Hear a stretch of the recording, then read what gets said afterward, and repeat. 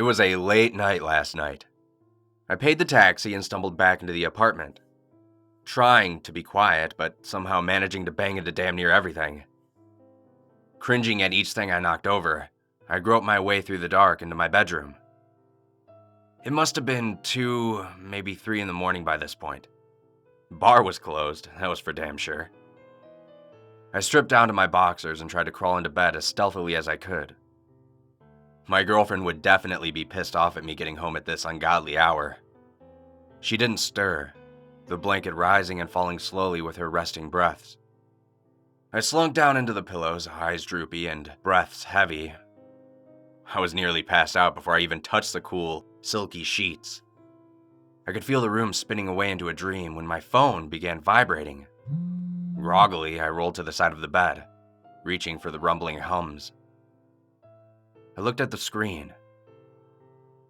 It was my girlfriend's number. She must have left her phone at a friend's house and they were just calling me to let me know. So I answered it. Hello?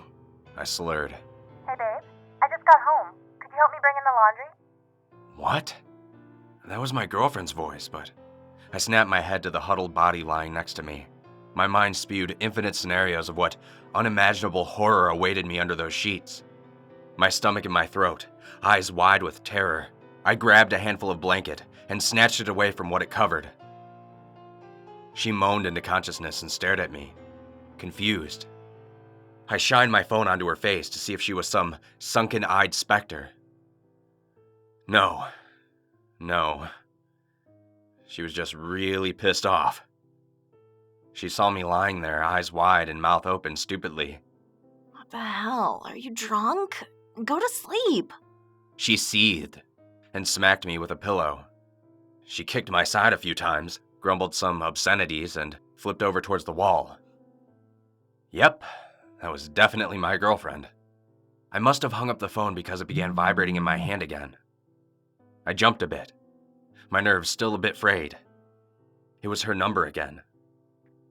I answered it, and she spoke again. Hey babe, I just got home. Could you help me bring in... I hung up right away. It sounded exactly like her, but she was asleep right next to me. Her basket of clean clothes was in the corner, filled with folded things she hadn't put away today. I remember her bringing it home earlier, because she had called me this afternoon and I begrudgingly dragged it up all the stairs for her. I crawled over to the window, and with 2 fingers, separated the blind so I could peek through. I scanned the parking lot for her car, and saw it, nearly directly below our bedroom. It was weird. It looked like she was in the car. But the longer I watched, the more it sank in that there was something very, very off. Her neck seemed too long, her shoulders much too narrow, and her head was too, thin. Her face began to twist to the side, all the while a toothy grin stretched wider and wider until it was touching both of her ears. Her large, shadowy eyes were staring straight forward into the steering wheel. Until suddenly her face snapped upwards, her dark eyes wide and staring hungrily into my window. Her mouth began to open into an impossibly cavernous grin. She raised a gangly hand to her head. Then my phone began to vibrate once more. I had been staring in shock, in complete disbelief of what I was experiencing. The light buzzing in my hand jolted me back into reality. All the air left my lungs. I collapsed next to my girlfriend and shook her awake. Still in her tired stupor, I shook harder, grabbed her by the arm, and dragged her to the window. "Babe," I whispered, nearly in tears. Look inside your windshield." She looked around for her car, and then she saw it. John? What the... She began to speak, looking very worried. In a split second, it changed to a twisted grimace of pure terror. Suddenly, she burst out into a shrieking, hysterical sobbing. She shoved her head into my side, my arms pulling her closer to my abdomen. Unable to look away from the window, I watched as the thing inside her car opened the door and walked away, unnaturally quick. towards the forested lake to the left of the apartments. It kept its head turned towards me the whole time, its neck bending gruesomely backwards as the rest of its body strutted away. It wasn't grinning anymore. It was frowning. It almost looked sad.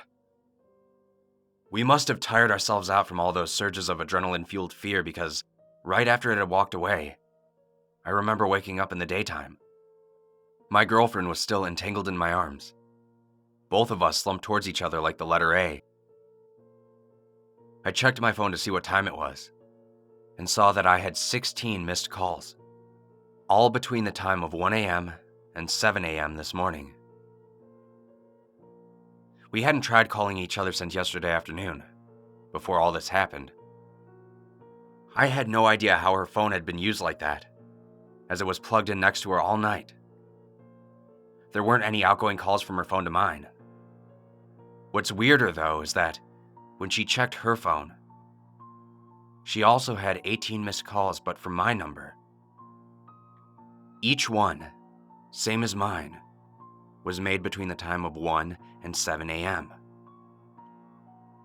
I didn't really know what to say about it to her, so I tried to make light of the situation. Well, babe, I guess that means no more late-night taco runs for a while. But neither of us laughed.